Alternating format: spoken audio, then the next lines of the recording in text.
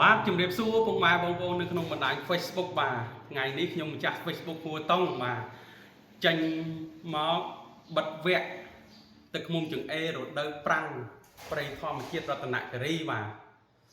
នេះឥឡូវចង់បញ្ជាក់តិចអានេះរសជាតិជូរនឹងមានបាទនឹងស្តុកបាទនេះផ្អែមអញ្ចឹងបងប្អូនដែលចាប់អារម្មណ៍គឺអាចកម្មងបានតាមរយៈលេខទូរស័ព្ទ088 32 13347បាទថ្ងៃនេះគឺថ្ងៃទី1ខែ5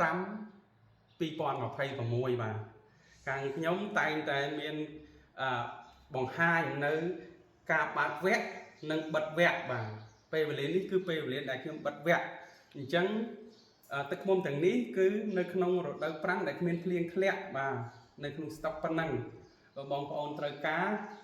សូមរុះរាន់បាទ088 32 13347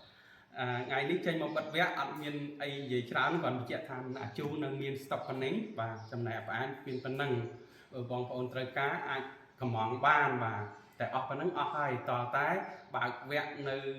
ចុងឆ្នាំឬដើមឆ្នាំ2027បានបើកវគ្គកម្មវិធី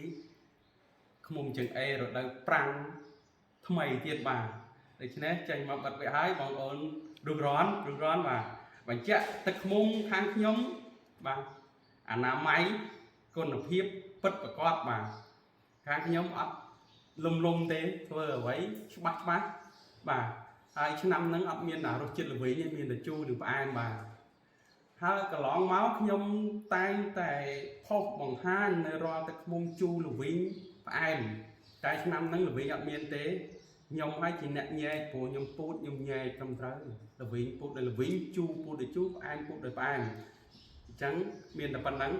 សូមជម្រាបលា